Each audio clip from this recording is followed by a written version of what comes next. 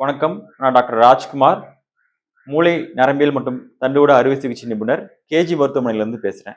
முதல்ல வந்துட்டு நியூரோசர்ஜரி டிபார்ட்மெண்ட், அதாவது மூளை, நரம்பியல் மற்றும் தண்டுவட அறுவை சிகிச்சை பிரிவு.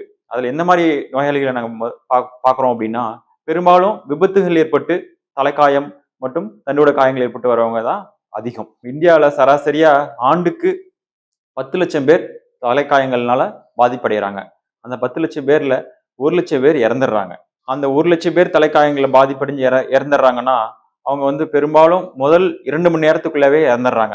கோல்டன் ஹவர்னு சொல்ற 1 ஹவருக்குள்ள அவங்க சிகிச்சை அளிக்கப்படணும் அவங்களுக்கு. இப்போ இந்த கேஜி மருத்துவமனை மாதிரி பல்துறை டிபார்ட்மெண்ட், அதாவது மல்டி ஸ்பெஷாலிட்டி ஹாஸ்பிட்டல்னு சொல்றோம், அந்த மாதிரி மருத்துவமனைகளை அணுகுனாங்கன்னா தலைக்காயங்கள் தாண்டி அவங்களுக்கு மற்ற உடல் உறுப்புகள்லையும் பிரச்சனைகள் இருக்கலாம், காயங்கள் ஏற்பட்டிருக்கலாம். ஸோ ஒரு ஒன்றிணைஞ்சு ஒரு டீம் ஒர்க் அப்படின்னு நம்ம கொடுக்கும்போது அந்த பேஷண்டோட குணமடைஞ்சு வர சதவீதங்கள் ரொம்ப அதிகம். இப்போ வந்து அந்த விபத்துகளில் வந்து ஒவ்வொரு 6 பேர்த்துலையும் ஒருத்தர் இறந்துடுறாரு தலைக்காயங்கள் ஏற்படுறதுனால.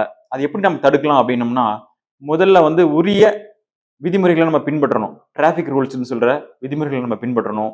மது அருந்தி விட்டு வாகனங்கள் ஓட்டக்கூடாது. ஏன்னா இந்த விபத்துக்கள் வந்து 20% வந்து மது அருந்தி விட்டு வாகனங்களை இயக்கிறதுனால ஏற்படுற விபத்துகள் அதிகம். அதுலேயும் 20 வயசுலேருந்து 40 வயசு அந்த வயதினர் தான் விபத்துகள் அதிகமாக பாதிக்கிறாங்க. இந்த விபத்து ஏற்பட்டு உயிர் சேதம் வர்றதெல்லாம் வந்து சின்ன சின்ன மாற்றங்கள்னால நம்ம வாழ்க்கையில பின்பற்றனால இதெல்லாம் தடுத்துடலாம். நம்ம ஹெல்மெட் அணியணும், மது அருந்தி விட்டு வாகனங்கள் ஓட்டக்கூடாது, வேகமா போறது. இப்போ வந்து ஹை ஸ்பீட் கொலிஷன் சொல்றோம். இப்போ வர வாகனங்கள் எல்லாமே வேகம் திறன் அதிகமா இருக்கு. ஸோ ரோடு இன்ஃப்ராஸ்ட்ரக்சரும் நல்லா இருக்கனால வேகமா போறக்கூடிய வாய்ப்புகள் அதிகம். இந்த இளைஞர்கள் எல்லாமே ஸ்பீடு அவாய்ட் பண்ணணும். ரொம்ப ஓவர் ஸ்பீட் போறதுனால விபத்துகள் ஏற்படுது. அந்த மாதிரி ஏற்படுற விபத்துகளில் வந்து பாதிப்புகள் அதிகம்.